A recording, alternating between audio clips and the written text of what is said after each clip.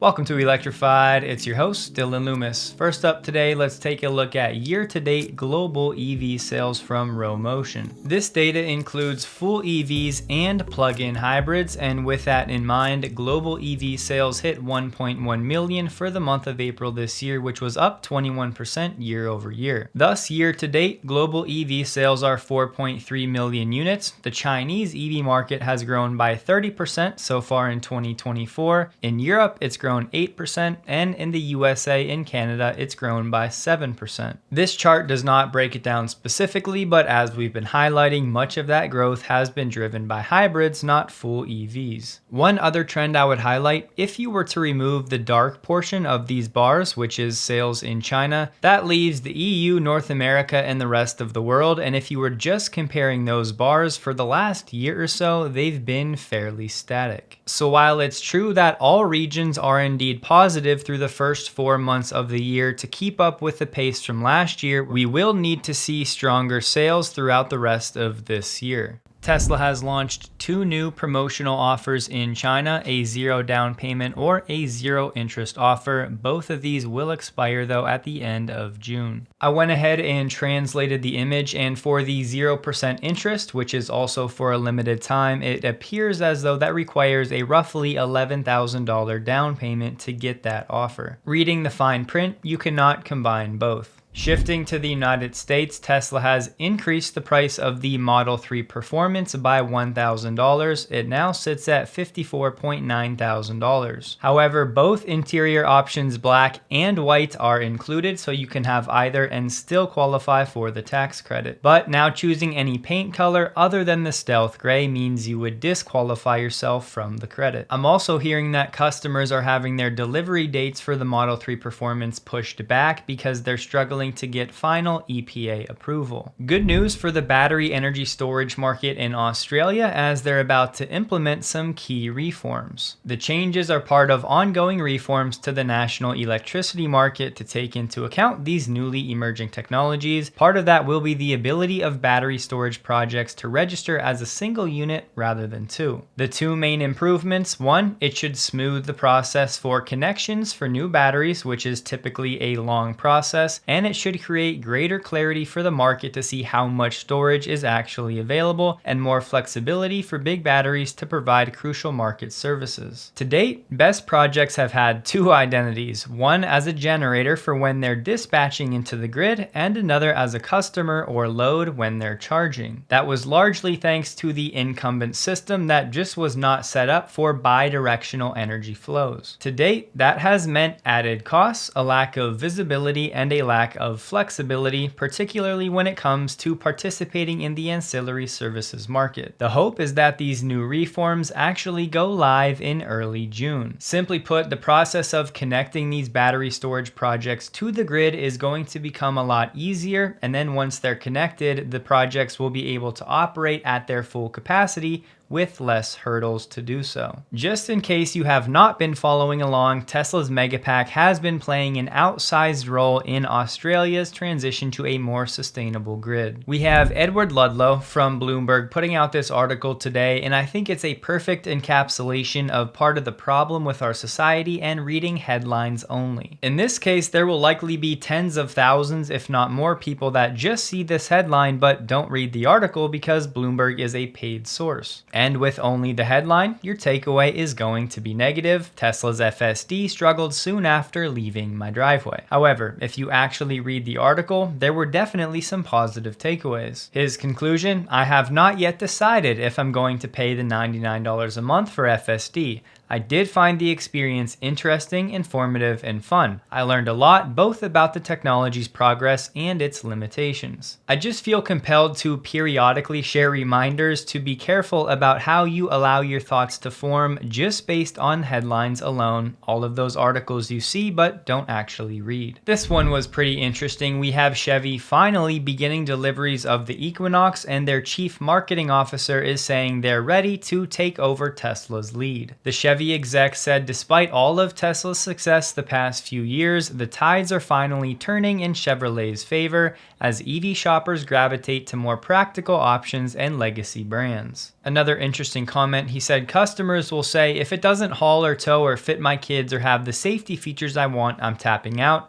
I don't care if it runs on electricity, gas, or hamsters. We won't spend too much time here, but to make the point, he said momentum is a true force. Whether it's auto, sports, whatever, we've got some momentum, so let's see how the second half unfolds. The way I see it, some momentum is basically one step away from no momentum. Recent studies on a new cohort of EV car shoppers show they're more inclined to consider buying an EV from a legacy brand. After years of a virtual monopoly on the EV market, shoppers are growing tired of Tesla and are looking for fresher options. He said for people weighing the pros and cons, they can look at Chevy and see a product they know and trust. Look, I know he's the marketing officer, he's going to say things like this, but did he forget about what we've all been talking about the past few months, how many problems the Chevy Blazer had very early in the rollout? For any consumer that's educated in the slightest, they know that building an EV with new software is an entirely different task than building a combustion vehicle. Don't forget, it's not just the Chevy Blazer that had problems with the EV rollout, but effectively every EV on the Ultium platform has been plagued with problems at the rollout. So one, when you're talking about overtaking Tesla when you're not selling any EV even close to scale is a bit premature. And two, putting trust in a Chevrolet ICE vehicle is not the same thing as putting trust in a Chevrolet EV. Let me be clear and reiterate, I want all of these companies to succeed in making EVs at scale so the consumer has more options. But I also think these companies need to be called out and they need a reality check every now and then.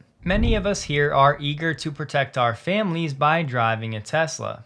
I think many of us would be wise to protect our families in the online space as well. Listen to some of these facts. $2.7 billion was lost to imposter scams in 2023, along with 2.5 million reports of fraud. With the rise of nefarious actors online increasingly having access to our personal data through all of these data brokers, it's about time we start fighting back against this nonsense. The best way to do that, in my opinion, is with Delete Me, the sponsor of this video. Honestly, already, Delete Me has saved me tens, if not hundreds of hours contacting each and every data broker to remove my and my family's personal information. Delete Me sends me reports every quarter showing the status of each removal, and they continually check each data broker to ensure my record across the internet stays clean. For me, one of the best parts of Delete Me is the continuous scanning because new data brokers pop up constantly, so it would be nearly impossible for me to keep up with all of that myself given my schedule. Just so you know, before I decided to partner with Delete Me, I spent an entire weekend watching basically every review I could find online. The company is based in the United States. They've been doing only this for over a decade, and you'll get your own personal privacy advisor. Looking at my most recent report, Delete Me is reviewing thousands of listings, and they removed 66 in April alone. So if you want to do what you can to protect your family from scam calls, phishing attempts, and identity theft, you can head to joindeleteme.com/electrified to get 20% off using my code electrified. The link will be below, and as always, thank you for considering supporting the channel in this way. Here we have a Norwegian source, and I'll be honest, I'm a bit skeptical of what this article is saying, but they're telling us in Norway, Tesla is looking to lay off 10% of the workforce. That definitely checks out, but they're saying Tesla is offering severance packages to all employees regardless of function. The interest in taking a severance package in Norway has been so great, Tesla has had to reduce the deadline for acceptance from 1 week to 3 days. They're saying the employees have been offered at least 3 months with full pay and no work obligation, even if they've just been hired. And if you've worked at the company longer, you can receive up to 15 months salary without work obligation. Thus, it makes sense that people are referring to these severance packages as generous. Part of the reason I'm sharing this is because I know we have a few viewers who are in Norway, so if you happen to have any information about this, feel free to shoot me an email. In case you'll be in the area, Tesla's mobile gallery, which is being towed by the Cybertruck, will be in Orlando, Florida for the weekend, May 17th to the 19th. Pause if you'd like to see the specific locations. Just FYI, Tesla has released some new Cybertruck accessories. I'm not going to go over all of them, but I will have this link below if you're interested in checking out the updates. We got a new report from Reuters today, and yes, I am fully aware of Reuters' antics. Anytime we read one of their articles, we need to have our discernment fully turned on. Just don't forget, over the years, they've certainly got other things right as well. It's just we're so familiar with the things they've got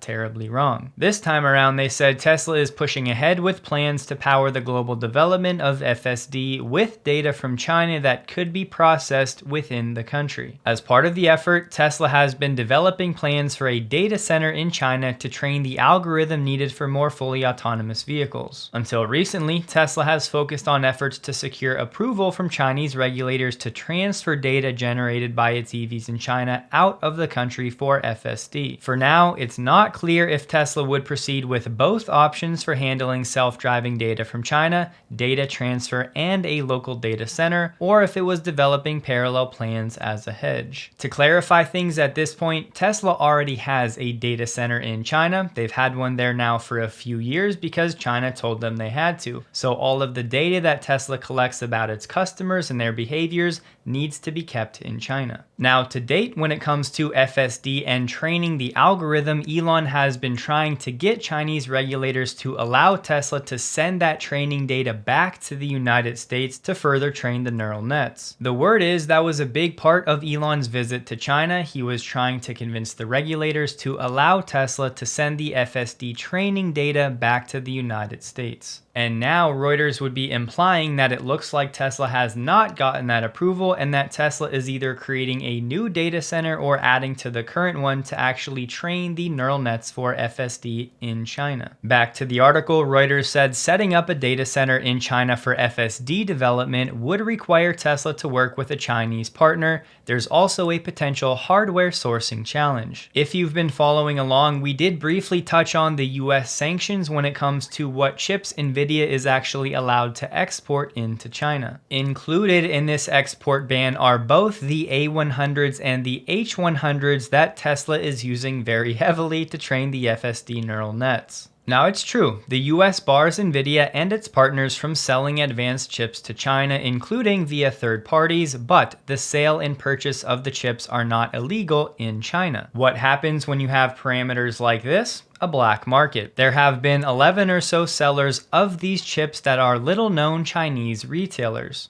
Doing a bit of digging, I found that just earlier this month in May, they said the black market prices of the H100 in mainland China have been dropping. Part of that phenomena could be that the market is preparing for NVIDIA's next generation of chips, specifically the H200. I'll admit it would be tough to imagine Tesla resorting to the black market, but just so you're aware, despite the ban, the H100 remained available through covert channels, including purchasing agents and shell companies that imported the processors and even servers from elsewhere into mainland China. But as it stands for NVIDIA, neither the H100 nor the H200 are supposed to be exported to China. So this is the problem that Reuters was talking about. If Tesla is forced to keep the FSD training data in China, they're going to need a supercomputer set up in China, which means what? Buying all of these NVIDIA chips and some dojo, just like they're doing in the United States. However, if they can't do that, then theoretically Tesla would not be able to use all of that data from China to actually improve the operation of FSD. Now, the way I understand it, Tesla's FSD could still operate in China because all they would be doing is using the inference on the vehicles to pull from those neural nets that are being trained back in the United States. In that case, they would effectively be pulling data into China and not exporting anything out. At this point, I will say I believe Tesla will find a workaround. I believe Elon will negotiate something to figure it out. But as it stands now, we have to at least consider the possibility that Tesla may not be able to use all of this training data from the very valuable Chinese roads and the Chinese market to actually improve its global FSD system. That's why, as it stands now, I think most of us would agree this would be something that Elon needs to fix as soon as possible. And if anybody on the planet has the respect of the leaders in China, it would actually be Elon. He's done an excellent job maintaining relations with China over the past few years. Tesla has already been receiving special treatment from the Chinese government for years, so hopefully that can continue with this one. Back to the Reuters article, Elon also discussed the possibility of Tesla licensing its FSD systems to Chinese EV makers. Elon previously expressed opposition to a China-based data center, arguing that data transfer to the United States was the most efficient option, which should be obvious because this training compute is not cheap. Elon just told us Tesla may be spending $10 billion on that alone in 2024. As we talked about, Tesla has had a data center in China since 2021, but during that time, the Tesla China team has been seeking approvals from Chinese regulators to transfer data out of the country. An analyst in Shanghai said it would definitely be a milestone for Tesla if it rolls out FSD in China and leverages the China data for algorithm training. There also seems to be a lot of confusion around this. They said at least 5 automakers, Hyundai, Mazda, Toyota, VW, and Nissan, have approval to transfer some of their data out of China, but none of those approvals are for data to be used to train AI systems. Also today, Reuters has reported that there's a new 1-year pilot project for companies in Shanghai's Lingyang area, which is where Tesla's factory is located. This pilot will be allowed to transfer certain data without needing further security assessments. After that, many people in the Tesla community started getting excited, saying, hey, Tesla's going to get its break and they're going to get that approval for FSD training data. Once again, if you actually read the article, that's not the case. Shanghai has compiled a list of data that can be transferred overseas without security assessments. The government of Shanghai has compiled a first batch of ordinary data in 3 sectors, intelligent and connected vehicles being one of them. The document does detail broader plans for Lingyang to become a hub for cross-border data. According to the Lingyang website, the newly announced data transfer rules take effect immediately. But here's the letdown. For the auto sector, the data includes information involving manufacturing, like procurement and stockpile, research and development, including auto design and tests, after-sales services, and used car sales. They also said this list of ordinary data will be expanded over time. However, based on everything I'm reading, this pilot project has nothing to do with FSD or AI training data specifically. For now, that bucket of data does not fall into this ordinary data list. Simply put, data collected by Tesla's FSD would actually be considered core data, and that is currently prohibited from being exported out of China. And even if Tesla now spends billions of dollars for training compute specifically for China, questions remain about how specific FSD improvements from that data in China will actually be used elsewhere around the world. This undoubtedly will not be the last we hear about this, but this development is certainly ranked up there in the list of the most important things taking place at Tesla right now. Robin Denholm did an interview with the Financial Times, and there were a few things worth highlighting. First, she was joking, and she said, if I had a magic wand,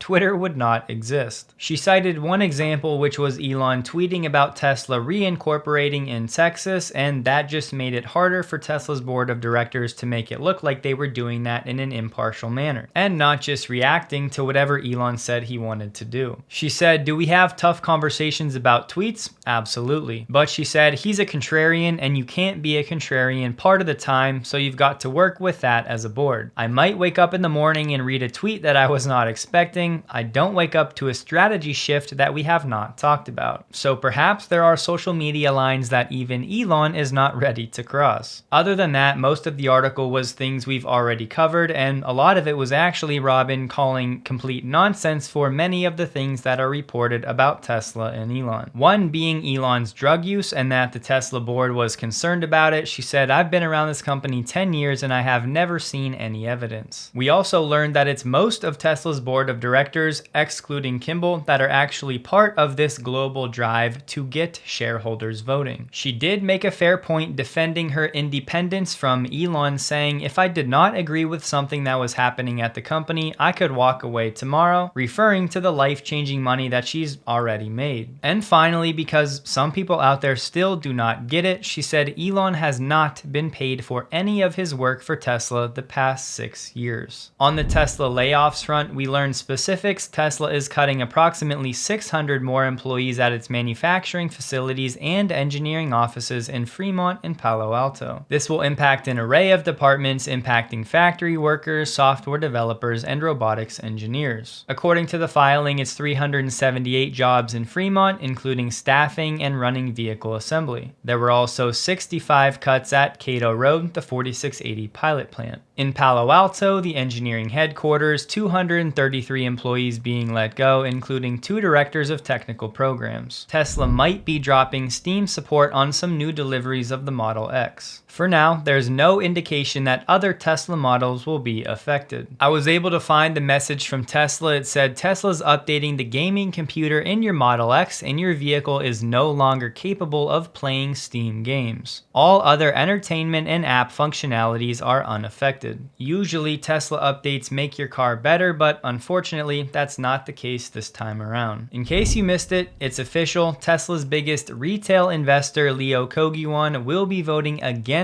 Elon's pay package. These are the moments I wish I had more time in these videos to analyze certain news items, but there's something for that coming in the future, so stay tuned. For now, I just wanted everybody to be informed. Just know he does only own less than 1% of shares, but it's still a large amount. Honda is set to unveil its Class 8 hydrogen fuel cell truck concept next week in Las Vegas. Honda is actively seeking business collaborations and customers to help bring these hydrogen fuel cell solutions to market in North America. They're also planning a fuel cell variant for their Honda CR-V that they're saying will begin shipping this year. But production will be limited to 300 a year, and the vehicle will only be available for lease in California. Part of the challenge, there are fewer than 60 hydrogen fueling stations in the entire United States. It's a painful reminder, but this is the type of thing we're currently up against. In the stocks subreddit, we have over 3,000 people upvoting this headline: